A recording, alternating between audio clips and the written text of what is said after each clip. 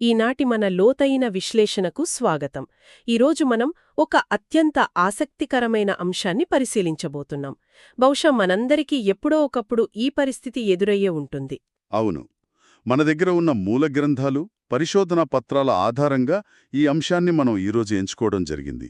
ఖచ్చితంగా మనం ఎంతో కష్టపడి సాధించిన ప్రశాంతత ఎందుకు చేజారిపోతోంది అనేది ఈనాటి మన ప్రధాన చర్చనీయ అంశం. ఒక వ్యక్తి ఎంతో ఉన్నతమైన మానసిక స్థితికి చేరుకున్నాక మళ్లీ పాత జీవితంలోకి ఎందుకు వెనక్కి పడిపోతాడు? దీనినే ఆధ్యాత్మిక తిరోగమనం లేదా స్పిరిచువల్ రిగ్రెషన్ అని అంటారు. బుద్ధుని బోధనల ప్రకారం ఒక సాధకుడు ఎంతటి ఏకాగ్రతను సాధించినా సరే మళ్లీ పాత వాసనల వైపు ఎందుకు ఆకర్షితుడవుతాడు అనేదానికి 6 ప్రధాన కారణాలు ఉన్నాయి. ఆ 6 కారణాలు ఏమిటి అనేది ఈరోజు మన విశ్లేషణ ముఖ్య ఉద్దేశ్యం.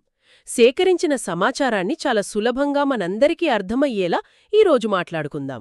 ఇక్కడ చాలా ఆసక్తికరమైన విషయం ఏమిటంటే, మనం ఎంత గొప్ప ఏకాగ్రతను పొందినా అది ఎందుకు శాశ్వతంగా ఉండిపోదు అనేది తెలుసుకోవడం.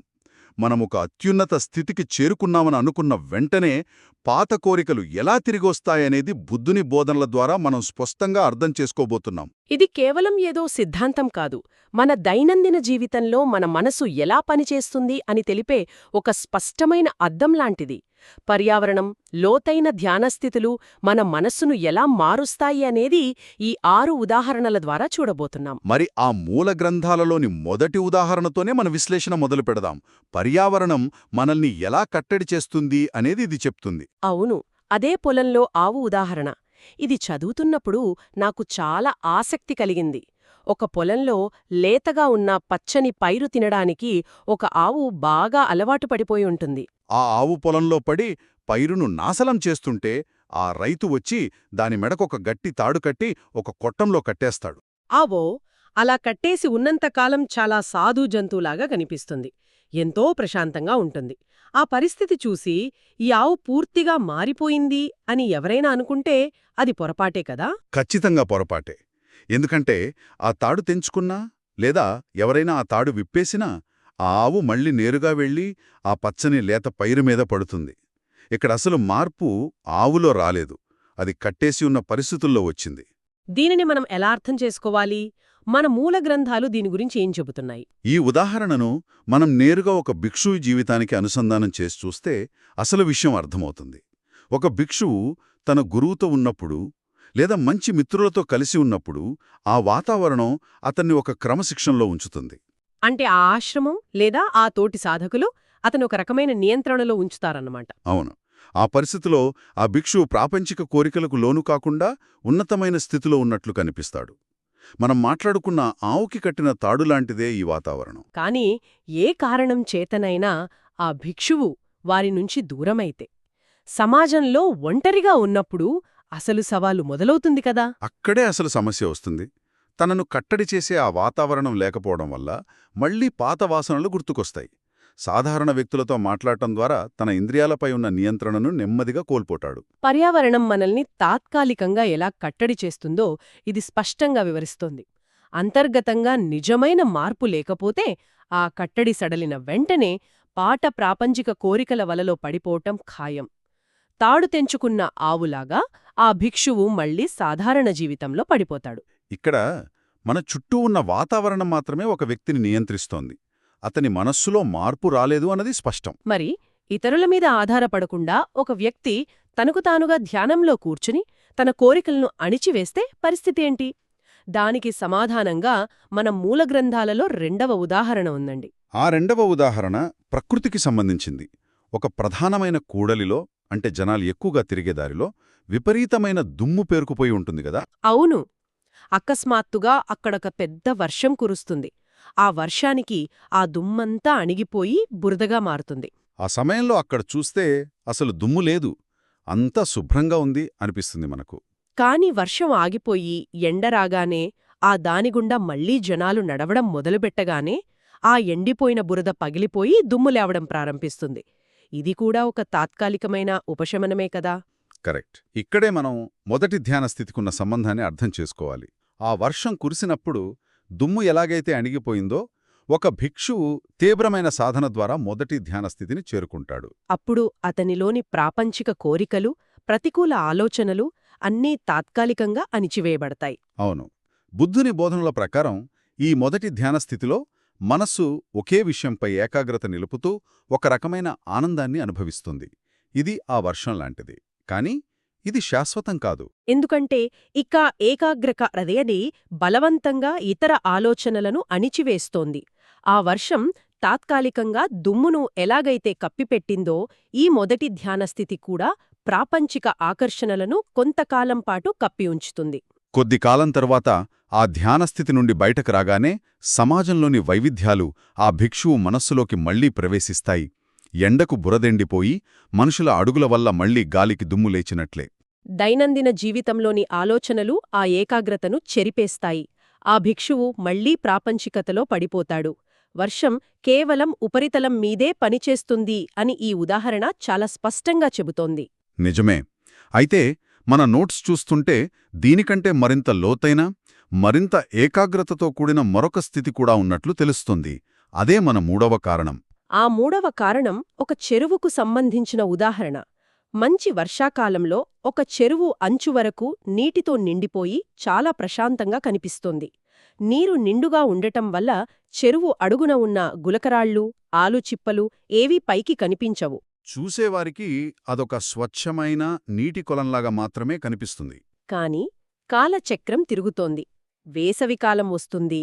ఆ ఎండల వేడికి చెరువులోని నీరు క్రమంగా ఆవిరైపోతుంది. నీరు ఎండిపోయే కొద్దీ అడుగునున్న గులకరాళ్ళు, బురద అన్నీ మళ్లీ స్పష్టంగా బయటపడతాయి. ఇది ఇందాక మాట్లాడుకున్న మొదటి ధ్యానస్థితి కంటే కొంచెం భిన్నంగా ఉంది.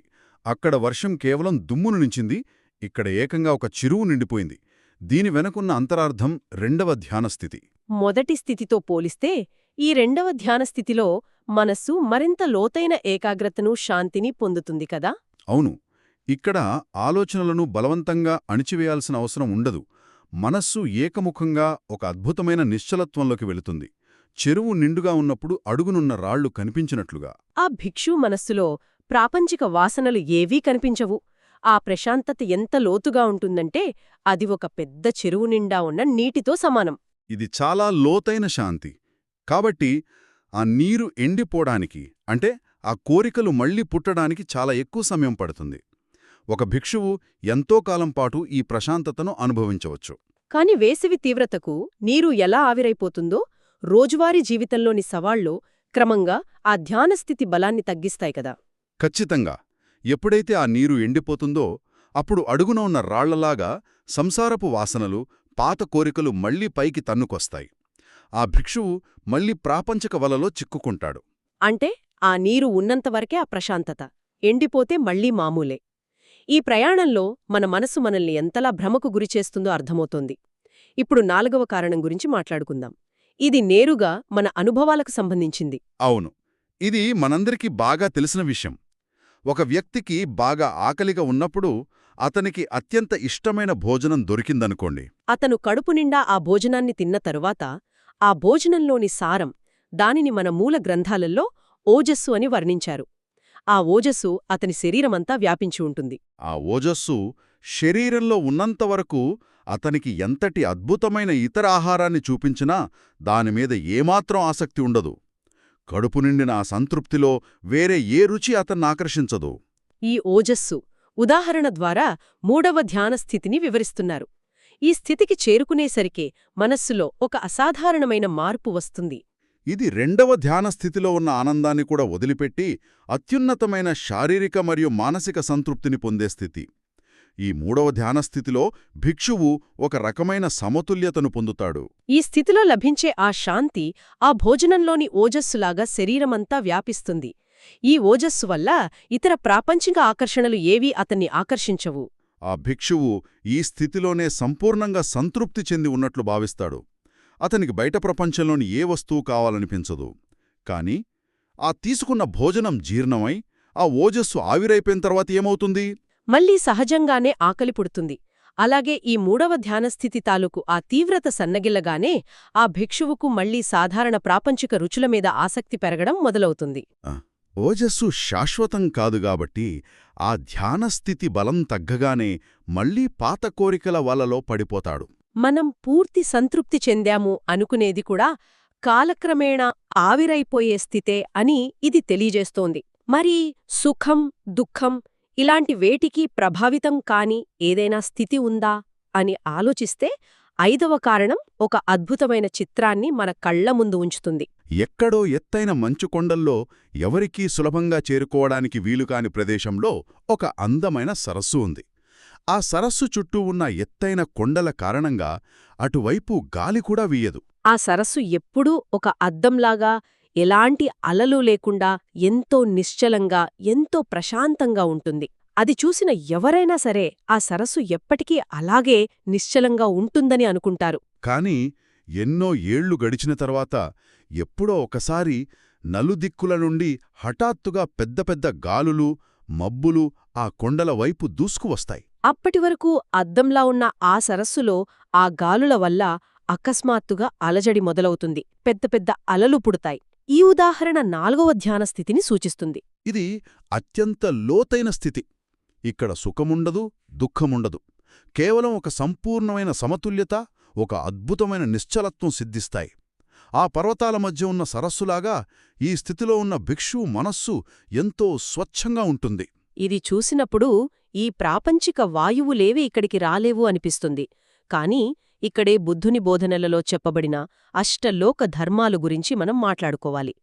లాభం, నష్టం, కీర్తి, అపకీర్తి, నింద, ప్రశంస, సుఖం, దుఃఖం. ఈ 8 ప్రాపంచిక వాయువులు మనుషులను ఎప్పుడూ వెన్నాడుతూనే ఉంటాయి. ఎంతటి నిశ్చలమైన మనస్సునైనా ఇవి ఏదో ఒకరోజు తాకుతాయి. ఆ సరస్సును సంవత్సరాల తర్వాత గాలులు ఎలాగైతే తాకి అలజడి సృష్టించాయో, దశాబ్దాల పాటు నిశ్చలంగా ఉన్న భిక్షువు మనస్సును కూడా ఈ అష్టలోక ధర్మాలు అనే గాలులు తాకుతాయి. ఊహించని నష్టం వచ్చినప్పుడో లేదా ఎవరో తీవ్రంగా నిందించినప్పుడో ఆ మనస్సులో కదలిక వస్తుంది. అప్పుడు ఆ సంపూర్ణమైన సమతుల్యత దెబ్బతిని మళ్ళీ ఆ భిక్షువు సాధారణ లోకంలో పడిపోతాడు. అష్టలోక ధర్మాలు అనేవి ఎంతటి నిశ్చలత్వాన్నేనా కదిలించగలవన్నమాట. ఎంతో సురక్షితంగా ఉన్నామనుకున్న చోట కూడా మళ్లీ పడిపోయే ప్రమాదముంది. ఇక మన 6వ కారణం వింటే ఇది మనమింతదాకా మాట్లాడుకున్న స్థితుల కంటే చాలా భిన్నమైనది అని అర్థమవుతుంది. ఒక గొప్ప రాజు తన బ్రహ్మాండమైన చతురంగ బలాలతో, అంటే ఏనుగులు, గుర్రాలు, రథాలు, సైనికులతో ఒక దట్టమైన అడవిగుండా ప్రయాణిస్తూ రాత్రికి ఆ అడవిలో క్యాంపేశాడు. ఆ ఏనుగుల ఘీంకారాలు, గుర్రాల సకిలింపులు, రథచక్రాల శబ్దాలు, సైనికుల కోలాహలం, ఆ అడవి అంతా ఒకటే హోరు. ఈ భయంకరమైన శబ్దాల మధ్య అదే అడవిలో ఉన్న చిన్న చిన్న కీచురాళ్ల శబ్దం ఎవరికైనా వినిపిస్తుందా? అస్సలు వినిపించదు. ఆ కీచురాళ్లు అసలక్కడ లేవేమో అన్నంతగా ఆ సైన్యం మోత వాటిని కప్పివేస్తుంది. కాని ఉదయం కాగానే రాజు తన సైన్యంతో అక్కడ్నుండి వెళ్ళిపోతాడు. ఆ సైన్యం అలా వెళ్ళిపోగానే అడవిలో మళ్లీ నిశ్శబ్దం ఆవరిస్తుంది. అప్పుడు జాగ్రత్తగా వింటే రాత్రందా వినపడని ఆ కీచురాళ్ల శబ్దం మళ్లీ స్పష్టంగా వినిపించడం మొదలవుతుంది. ఆ శబ్దం ఎక్కడికీ వెళ్ళలేదు. ఈ సైన్యం మోత వల్ల మనకు వినిపించలేదు, అంతే కదా? మనం మాట్లాడుకుంటున్న వాటన్నింట్లోనూ ఇదే అత్యున్నతమైన పోలిక. ఈ ఉదాహరణ ధ్యానంలో సాధించే అరూపస్థితులను వివరిస్తుంది. ఈ అరూపస్థితిలో 4వ ధ్యాన స్థితిని కూడా దాటిపోయిన అత్యంత సూక్ష్మమైన, నిరాకారమైన మానసిక అనుభవాలు. ఒక భిక్షువు ఈ అరూపస్థితులను చేరుకున్నప్పుడు అతనికి కలిగే ఆ అనుభవం ఎంత బలీయంగా ఉంటుందంటే అది ఆ రాజుగారి సైన్యం మోతలాంటిది. ఆ అద్భుతమైన అనుభవం ముందు మనస్సులో అట్టడుగున దాగి ఉన్న చిన్న చిన్న కోరికలు, ఆ కీచురాల శబ్దంలాంటివి. ఆ అనుభవపు తీవ్రతలో ఈ చిన్న కోరికలు అస్సలు కనిపించవు. తనలో ఇక ఎలాంటి కోరికలు లేవు అని భ్రమపడతాడా భిక్షువు. కాని ఎప్పుడైతే ఆ భిక్షువు ఆ అత్యున్నత అరూపస్థితి నుండి బయటకొస్తాడో ఆ సైన్యం వెళ్ళిపోగానే కీచురాళ్ల శబ్దం వినిపించినట్లుగా ఆ సూక్ష్మమైన కోరికలు యథావిధిగా మళ్లీ పుట్టుకొస్తాయి. ఆవు ప్రశాంతంగా ఉందనుకున్నాం, కాని తాడు విప్పగానే పచ్చిగడ్డి కోసం పరుగెత్తింది. వర్షానికి దుమ్ము పోయిందనుకున్నాం, కాని ఎండ రాగానే మళ్లీ దుమ్ము రేగింది. నిండిన చెరువులో రాళ్లు లేవనుకున్నాం, కాని నీరు ఎండిపోగానే అవన్నీ బయటపడ్డాయి. కడుపు నిండినప్పుడు ఆకలి చచ్చిపోయిందనుకున్నాం, కాని ఓజస్సు అయిపోగానే మళ్లీ రుచులు వెంటబడ్డాం. మంచుకొండల్లోని సరస్సును చూసి గాలి రాదనుకున్నాం, కాని అనుకోని తుఫాను ఆ నిశ్చలత్వాన్ని చెడగొట్టింది. చివరగా సైన్యం మోత ముందు కీచురాళ్లు లేవనుకున్నాం, కాని సైన్యం వెళ్లగానే వాటి శబ్దం మళ్లీ వినిపించింది. ఇవన్నీ మనకొకే ఒక విషయాన్ని స్పష్టంగా చెబుతున్నాయి. మనం పైకి ఎంత ప్రశాంతంగా ఉన్నట్లు కనిపించినా, మనం సాధించిన ఏకాగ్రత ఎంత గొప్పదైనా, లోపల దాగి ఉన్న కోరికల మూలాలు, ఆ వాసనలు ఎప్పటికైనా బయటపడతాయి. అవి కేవలం కప్పిపెట్టబడ్డాయంతే. ఇదే ఈ విశ్లేషణ యొక్క అసలైన ముగింపు సందేశం. కేవలం తాత్కాలికమైన ఏకాగ్రతను చూసుకుని గమ్యం చేరిపోయామని భ్రమపడకూడదు. ఆ అణిచివేత ఒక తాత్కాలిక ఉపశమనం మాత్రమే. మరి శాశ్వత పరిష్కారం ఏమిటి అనేది ఆలోచించాలి. అంతర్గతంగా ఉన్న కీచురాళ్ల శబ్దాన్ని వినపడకుండా చేయడం కాదు, ఆ కీచురాళ్లను అక్కడ నుండి పంపించేయాలి. ఆ చెరు అడుగున ఉన్న రాళ్లను నీళ్లతో కప్పిపెట్టడం కాదు, ఆ రాళ్లను ఏరి పారేయాలి కదా. దీనిని సాధించాలంటే ఒక భిక్షువు కేవలం ధ్యానస్థితులతో ఆగిపోకుండా విపసన ద్వారా, అంటే లోతైన అంతర్దృష్టి ద్వారా తన సాధనను కొనసాగించాలి అని బుద్ధుని బోధనలు స్పష్టం చేస్తున్నాయి. ప్రతి కోరిక యొక్క అశాశ్వత స్వభావాన్ని మూలాల నుండి పరిశీలించి అర్థం చేసుకోవాలి. ఆ వాసనల మూలాలను సమూలంగా పెకలించివెయ్యాలి. ఎప్పటికైతే ఆ అంతర్గత మలినాలు పూర్తిగా నిర్మూలించబడతాయో, ఎప్పుడైతే నిర్వాణస్థితి సిద్ధిస్తుందో అప్పటివరకు ఈ ప్రయాణాన్ని ఆపకూడదు. ఏ ఒక్క క్షణం ఏమరుపాటుగా ఉన్నా మళ్లీ పాత ప్రపంచంలోకి జారిపోయే ప్రమాదం ఎప్పుడూ పొంచి ఉంటుంది. నిజంగా ఇది మనందర్నీ అంతర్మథనం వైపు నడిపించే ఒక అద్భుతమైన విశ్లేషణ. ముగింపుగా ఈ ప్రశ్నను మనందరి ఆలోచనకు వదిలేద్దాం. మన దైనందిన జీవితంలో కూడా మనకు ఎన్నో సమస్యలు, మానసిక సంఘర్షణలు ఎదురవుతూ ఉంటాయి. వాటి పట్ల మనం నిజంగానే మూలాల నుండి పరిష్కారం వెతుకుతున్నామా? లేదా ఆ రాజుగారి సైన్యం మోతలాగా రకరకాల వ్యాపకాలతో తాత్కాలికంగా శబ్దాలను కప్పిపెట్టి ప్రశాంతంగా ఉన్నామని భ్రమపడుతున్నామా? ఏది తాత్కాలిక ఉపశమనం, ఏది శాశ్వత పరిష్కారమన్నది లోతుగా ఆలోచించాల్సిన అవసరం ఎంతైనా ఉంది. ఈ ఆలోచనతోనే ఈనాటి ఈ లోతైన విశ్లేషణను ముగిస్తున్నాం. మరో అద్భుతమైన అంశంతో మళ్ళీ కలుద్దాం. అంతవరకు ప్రశాంతంగా, అప్రమత్తంగా ఉందాం.